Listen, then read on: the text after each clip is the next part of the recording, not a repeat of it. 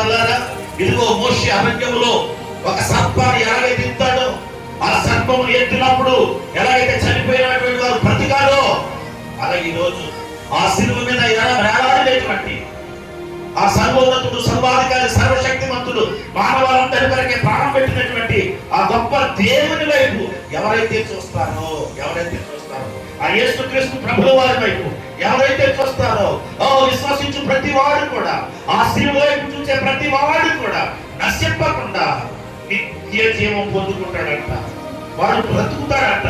ఇది అక్కడ రాయబడినటువంటి మాట. ఆనాడు అరణ్యములో మోషే ఒక సర్పాన్ని చేసి పెట్టినప్పుడు ఎలాగైతే పిల్లల అక్కడ అద్భుతం జరిగిందో, ఆ సర్పం వైపు చూసినప్పుడు సర్పము కాడుతున్నటువంటి వారు, మరణించడానికి సిద్ధంగా ఉన్నటువంటి వారు ఆ సర్పం వైపు చూసినప్పుడు, నిదానించి చూసినప్పుడు ఎలాగైతే వారి జీవితంలో కూడా అద్భుతమైనటువంటి కార్యము జరిగిందో వారు బ్రతికారు. అలాగే ఈనాడు ఈ లోకంలో శాపముల చేత, అపరాధముల చేత, పాపముల చేత పడి ఉన్న నీవు నేను కూడా ఇదిగో సిలువలో నీ కొరకే నా కొరకే వేలాడినటువంటి ఆ మ్రానుపై వేలాడినటువంటి యేసుక్రీస్తు ప్రభువారి వైపు కనుక నిదానించి చూడగలిగినట్లయితే మన కుటుంబములు వేలుబడి చేస్తున్న శాపము, మన బ్రతుకులు వేలుబడి చేస్తున్న శాపము, మన కుటుంబాల మీద వేలుబడి చేస్తున్నటువంటి ఇప్పుడు అంధకార చీకటి శక్తులు ఏమైనప్పటికీ యేసు వైపు మనం చూసినప్పుడు వాటన్నిటి నుంచి కూడా ప్రభువు నిన్ను నన్ను విడిపిస్తాడని, ఆ నిత్య రాజ్యానికి వారసులుగా చేస్తాడని దేవుని వాక్యం సెలవిస్తాడు. దేవునికి స్తోత్రం. కానీ ఈ రోజు నీవు నేను కూడా యేసు వైపు చూసేటువంటి వారు ఉంటారు. ఎవరి వైపు అండి? ఇప్పుడు ఈ యోహాను సువార్తలో యోహాను భక్తుడు రాస్తూ మోషే చరిత్ర, మోషే కాలం నాడు జరిగిన ఒక సంఘటన ఎత్తి చూపాడు. ఇప్పుడు ఆ సంఘటన జ్ఞాపకం చేసుకున్నాం. సంఖ్యాకాండం 21వ అధ్యాయం 8-9 వచనాలు. చచ్చిన వాడు బ్రతికాడు, ఆ సర్పము కాడిని ఇదిగో చావులకు సిద్ధమైనటువంటి వాడు ఆ సర్పము వైపు నిదానించి చూడగా ఏమయ్యాడు? బ్రతికాడంట. కనుక ఆనాడు ఎలాగైతే జరిగిందో ఈనాడు మరణ బంధకములు ఉన్నటువంటి వారు, శాప బంధకములు ఉన్నటువంటి వారు, అపవాదిక బంధకములు ఉన్నటువంటి వారు, ఎలాంటి వారైనా ఎన్నో సిలువలో నీ కొరకు నా కొరకు వేలాడినటువంటి ఆ యేసుక్రీస్తు ప్రభువు వారి వైపు కనుక మనం చూడగలిగినట్లయితే ఎలాంటి బంధకములు మనం ఉన్నప్పటికీ ఆ బంధకం నుంచి మనం విడిపించి నిన్ను నన్ను బ్రతికించగలిగినటువంటి గొప్ప దేవుడై ఉన్నాడు. దేవునికి దేవుడు ఇశ్రాయేలు ప్రజలు ఇబ్బందుల్లో, కష్టంలో, సమస్యల్లో, శోధనలో ఉన్నప్పుడు ఏమండి వారిని ఎంతగానో ఆదరించాడండి. ఆయన ఎంతగానో ఆదరించాడు. దేవుని పిల్లలు అరణ్యములు నడుస్తున్నప్పుడు పగలు మేఘ స్తంభముగా ఉన్నాడంట, వారికి రాత్రి అగ్ని స్తంభముగా ఉన్నాడంట. ఎందుకంటే అరణ్యములో అనేకమైనటువంటి విష సర్పాలు ఉన్నాయి, తేళ్లు, చెల్లు, పాము, ఇటువంటివన్నీ కూడా ఆ ప్రజలకు తన ప్రజలకు ఏ విధమైన హాని చేయకుండా చక్కగా నడిపించాడంట. అరణ్యములు నడుస్తున్నప్పుడు విష సర్పాలు గాని, తేళ్లు గాని, లేక ఇంకా ఉన్నటువంటి ఏ విధమైనటువంటి వారికి హాని చేయకుండా, ఆ ప్రజలకు ఏ విధమైన నష్టము కలుగకుండా వారిని చక్కగా నడిపించాడు. వాడి కాళ్ళకు వాపు రాలేదంట, అంత బాగా నడిపించాడంట ఆయన వారు. అయితే ఒక సమయంలో జరిగిన సంగతి ఏంటంటే, అలాంటి ప్రజలను ఆయన పాపం వచ్చి సర్పములకు ఆజ్ఞాపించాడు వాటి వేయడానికి. అర్థమైందన్న మాట? వేటికి ఆజ్ఞాపించాడు? సర్పములకు ఆజ్ఞాపించాడు వాటి వేయడం. అసలు అరణ్యములు అంత చక్కగా నడిపించిన దేవుడు ఎందుకు అలాంటి పని చేశాడు? చూడండి, ద్వితీయోపదేశకాండకి చదువుదాం ఒకసారి. మనం ద్వితీయోపదేశకాండం ఎలాంటి స్థానంలో నడిపించాడు ఆయన? అరణ్యంలో పాపకరమైనటువంటి పాములు తిరిగే స్థలంలో, దేవుడు విషము తేళ్లు తిరిగే స్థలంలో వారు నడిపించాడట. ఎలా నడిపించాడు? ఏ హాని కలగకుండా నడిపించాడు. ఎలా నడిపించాడండి? ఏ హాని కలగకుండా నడిపించాడు దేవుడు. ఈ రోజు ఈ లోకమైన అరణ్యంలో నిన్ను దేవుడు ఎంతో చక్కగా నడిపిస్తా ఉన్నాడు. ఈ లోకమైన అరణ్యంలో దేవుడు నిన్ను నడిపిస్తున్నాడు.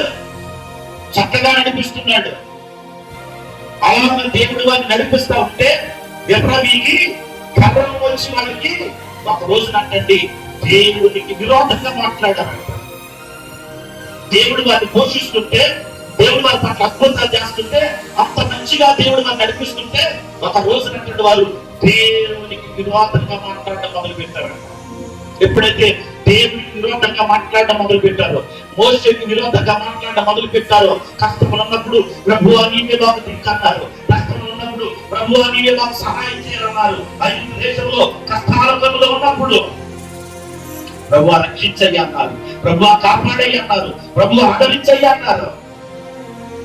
దేవుడు ఆ కష్టాల కలుగుల నుంచి వారిని విడిపించాడు, రక్షించాడు, ఆదరించాడు, వారి పట్ల గొప్ప కార్యాలు చేస్తారంటే చివరికి వారు ఏ దేవుడైతే నడిపిస్తున్నాడో, ఏ దేవుడైతే ఆదరిస్తున్నాడో, ఏ దేవుడైతే వారికి ఏ హాని కలగకుండా నడిపిస్తున్నాడో ఆ దేవుడికి విరోధంగా మాట్లాడటం మొదలు పెట్టారంటే 4వ వచనం చదువుతాం.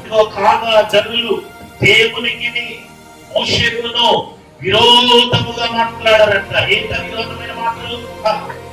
ఈ అరణ్యములో చంపటానికి దేవుడు నువ్వు కలిపి ఐగుప్తు దేశం నుంచి మమ్మల్ని ఎందుకు తీసుకొచ్చారంటున్నారు. ఐగుప్తు దేశంలో మేము చస్తున్నామంటే దేవుడు వారిని బ్రతికించాడు. అవునే కదా? అవునే కదండి? ఐగుప్తు దేశం ఏమని ప్రార్థన చేసిన వాళ్ళు? ప్రభువా ఈ కష్టాలు మేము తట్టుకోలేకపోతున్నాం, ఈ బాధలు మేము తట్టుకోలేకపోతున్నాం, ఈ ఇబ్బందులు మేము తట్టుకోలేకపోతున్నాం, మమ్మల్ని కరుణించు ప్రభువా, మమ్మల్ని కాపాడు ప్రభు అంటే కదా దేవుడు వారిని బయటికి తీసుకొచ్చాడు. అలాంటి తీసుకొచ్చిన దేవుడు ఏమంటారు తెలుసు? ఇప్పుడు వచ్చే దేవుడు నువ్వు కలిపి మమ్మల్ని అరణ్యంలో చంపేద్దామని తీసుకొచ్చారా? ఇప్పుడు భక్తి ఎక్కేశారు కదండి. ఏమెక్కేశారు? ఏమెక్కేశారు? భక్తి ఎక్కేశారు. ఇప్పుడు భక్తి ఎక్కేటప్పుడు ఏమంటారు దేవుణ్ణి? మోషేని ఏమంటారు? ఏమమ్మా చంపేద్దామని తీసుకొచ్చారా వీళ్ళు? మూర్ఖత్వం. ఏంటండి మూర్ఖత్వం? వచ్చేసి వీరిలోకి గర్వం, వచ్చేసి వీరిలోకి అహంకారం, వచ్చేసి వీరిలోకి కాపాడమని బాధ్యపడినటువంటి ప్రజలు, రక్షించమని బాధ్యపడిన ప్రజలు ఏమండి ఇదిగో అయ్యో దేవా ఈ ఊబులోకి మమ్మల్ని పైకి తీసుకురామని ప్రార్థించినటువంటి ప్రజలు ఇప్పుడు ఆయన మీదే దేవుని మీదే కదా వారు విరోధంగా మాట్లాడుతున్నారు. మమ్మల్ని చంపేద్దామని తీసుకొచ్చారా? చదవండి. ఇక్కడ ఏమీ లేదు. అసలు దేవుడు వారికి ఏ ఆహారం ఇచ్చాడండి? దేవగా పుట్టిన ఆహారం ఇచ్చాడు. అంటే ఏ ఆహారం అది? మన్నా. ఏంటండి మన్నా అంటే అర్థం ఏంటంటే దేవగా పుట్టిన ఆహారం ఉంది బైబిల్లో. ఎవరు తిన ఆహారం అంటే ఎలాంటి ఆహారం పెట్టాడు? ఏమండి ఐగుప్తులో సంధి బుద్ధి పెడుతుంటే అందులో ఏం పెడుతుంటే ఐగుప్తు ఏం పెట్టారు? అప్పుడప్పుడు మమ్మల్ని ఫోన్ చేస్తున్నారు. మా మేడం గారు ఫ్రిడ్జ్ లో పెట్టి 2 రోజులకి అంటుందండి బాబు, ప్రార్థన చేయండి బాబు, మా మేడం మాసం మారిలాగా ఎలా చచ్చిపోతానండి బాబు. ఫ్రిడ్జ్ లో పెట్టి 2 రోజులమ్మ ఫ్రిడ్జ్ లో పెట్టి అదే పట్టి చూసి పెడుతుందండి. ఎలా పోతున్న నోట్స్ వచ్చేస్తుంది, తింటే నేను సంకేసాలంటుంది. ఎవరు? మేడం. అలాంటి పరిస్థితులు ఐగుప్తు దేశంలో, అలాంటి పరిస్థితుల్లోంచి దేవుడు మన్నానిస్తామంటే బాగా తినేసి ఏమంటారంటే ఆహారం లేదు మాకు. 3 పూటలు ఎడతారు రోజు. 3 పూటలు. ఇప్పుడు ఏమంటారు? ఆహారం లేదు, నీళ్లు లేవు, అవి సారములు లేని ఈ అన్నం ఏమి లేదంట. ఆయన పెట్టే అన్నంలో ఏమి లేదంటే బాగా తినేసి చలిసారం లేదంట. ఎలాంటి ఆహారం పెట్టాడు అసలుకే? పరలోకపు మన్నా. ఏమన్నా? పరలోకపు మన్నా, శ్రేష్టమైనటువంటి ఆహారము, పరమైనటువంటి ఆహారము. అలాంటి ఆహారం పెడుతుంటే ఏమంటారు? గింజకరం అంటే ఎప్పుడు కదా ఇలా ఒక మాటలు చెప్పాలంటే ఎంత అన్యాయంగా మాట్లాడుతున్నారు కదా. అదే కదా ఎలా మాట్లాడుతున్నారు? అన్యాయంగా మాట్లాడతారు. అంటే ఏమొచ్చేసి దేవుడు అన్యాయం, మనుషులు అన్యాయం పెరిగిపోయింది, అక్రమం పెరిగిపోయింది, గర్వం పెరిగిపోయింది. గర్వంతో మాట్లాడుతున్నారు. చదువునా? అందుకు యెహోవా ప్రజలలోనికి ప్రజలలోనికి ఆ, ఎవరు పంపారు? నువ్వైనంతే గర్వించడంతో ఏది పంపాలని పంపుతాడు. దేవుడు నిన్ను బాగా చూస్తుంటే, బాగా ఆశీర్వదిస్తుంటే, బాగా దీవిస్తుంటే గర్వించి మాట్లాడేవనుకో వారి ప్రజల మీదకి తాపకరమైన సర్పములను పంపించినట్లుగా నీ కుటుంబములకు ఏది పంపాలని పంపుతాడు, నీ బ్రతుకులకు ఏది పంపాలని పంపుతాడు. ఏం చేశాడైనా సరే అంతేడు చూద్దాం, అసలు సంగతేడు చూద్దాం. నేను ఏం పంపడంటే మన మధ్యలోకి పాపకరమైన కోపం నుండి కాపాడిన దేవుడు. జాగ్రత్తగా ఏ సర్పముల నుండి కాపాడాడో, ఏ విష సర్పం నుండి కాపాడాడో అదే విష సర్పములను వారి మధ్యలో పంపించాడంట. ఇప్పుడు వచ్చి ఏం చేస్తున్నాయి? అదే చేస్తున్నాయి, కోపండి ఏం చేస్తాయి? దొరికినట్టే పాటేస్తున్నాయి. పాటేశాడు గిరగరగరగాడు ఇక్కడి గిరగర కూడా తీసుకుపోతాడు. మోషన్ చూస్తున్నాడు అంటున్నాడు, మోషన్ చూస్తున్నాడు. మోషన్ చూసంటాడు, ప్రభువా కనికరించయ్యా, ఈ ప్రజలు కనికరించయ్యా ప్రభు, కనికరించి ప్రభు అని మోషే ప్రార్థన చేయడం మొదలు పెట్టాడు. మోషే ప్రార్థన చెయ్యక ఏం మొదలెట్టాడు? దేవునికి స్తోత్రం కలుగునుగా. మోషే అయ్యో ప్రభువా, అయ్యో ఈ సర్పాలు కాటు చేస్తే చచ్చిపోతున్నారు వీళ్ళు, అయ్యో నీ ప్రజలు అయ్యా ప్రజలు చనిపోతున్నారని మోషే ప్రార్థన మొదలెడితే దేవుడు అంటాడు, మోషే వీరు బ్రతకాలంటే ఇదిగో సర్పము కాటు తిన్న ప్రతి ఒక్కరు కూడా మనం తిరిగి బ్రతకాలంటే ఇదిగో ఒక ఇద్దరు సర్పమును తయారు చేసి స్తంభం మీద పెట్టు. ఎవడైతే దాని వైపు చూస్తాడో, జాగ్రత్తగా ఎవడైతే దాని వైపు చూస్తాడో, దేని వైపు? సర్పం వైపు. ఎవడైతే నిదానించి చూస్తాడో, ఎలా చూస్తాడో? నిదానించి ఎవడైతే చూస్తాడో, సరిగ్గా ఎవడైతే చూస్తాడో, తిన్నగా ఎవడైతే చూస్తాడో, సూటిగా ఎవడైతే చూస్తాడో, నిదానించి అంటే తిన్నగా ఎవడైతే చూస్తాడో, తిన్నగా చూడాలి, సూటిగా ఎవడైతే చూస్తాడో, ఆ సర్పం వైపు సూటిగా చూసేది వాడు, తిన్నగా చూసేవాడు, ఇదిగో నిదానించి చూసేటువంటి వాడు ఎలాంటి సర్పము కాటు తిన్నప్పటికీ, వాడు ఎలాంటి వాడైనప్పటికీ వాడు మాత్రమే బ్రతుకుతాడు. దేవునికి స్తోత్రం కలుగును. హల్లెలూయా.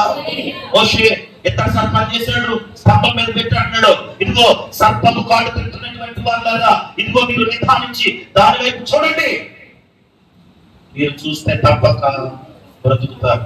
ఎప్పుడైతే మోషే ఈ మాట చెప్పాడో, సర్పము కాడు తింటున్న ప్రతి ఒక్కడు కూడా ఇదిగో ఆ సర్పం వైపు చూస్తా ఉన్నారు, ఇత్తడి సర్పం వైపు బ్రతుకుతా ఉన్నారు. దేవునికి స్తోత్రం కలుగును. బ్రతకాలి అంటే ఆ స్తంభం మీద ఉన్నటువంటి సర్పం వైపు చూడాలి. ఎలా చూడాలి అంటే నిదానించి చూడాలి. ఎలా చూడాలంట? నిదానించి చూడాలంట. ఈరోజు సంగమం, నీ కుటుంబంలో ఎలాంటి పరిస్థితులు ఉన్నా, నీ బ్రతుకులో ఎలాంటి పరిస్థితులు ఉన్నా, మరణకరమైన పరిస్థితులు నీ కుటుంబం మీద ఏలుబడి చేస్తున్నా, మరణకరమైన పరిస్థితులు నీ బ్రతుకులు ఏలుబడి చేస్తున్నా, ఇదిగో సిలువలో నీ కొరకే నా కొరకే అకారణ ప్రాణంపై ప్రాణాలు యేసుక్రీస్తు ప్రభువారి వైపు కనుక మనం చూడగలిగితే, సూటిగా చూడగలిగితే, తిన్నంగా చూడగలిగితే, నిదానించి చూడగలిగితే ఆ యేసుక్రీస్తు ప్రభువు వారు నిన్ను నన్ను రక్షిస్తారు. దేవునికి స్తోత్రం కలుగుతుంది. గట్టిగా చెప్తావా? నిన్ను నన్ను బ్రతికిస్తాడు. ఆ నిత్య జీవనానికి ఆయనతో పాటు యుగాలు ఉండేటట్లుగా ఆయన మనల్ని తీసుకెళ్ళగలుగుతాడు. దేవునికి స్తోత్రం. ఈరోజు నా ధ్యానాంశం ఏంటంటే, యేసు వైపు చూచువాడు యుగములు బ్రతుకుతుంది.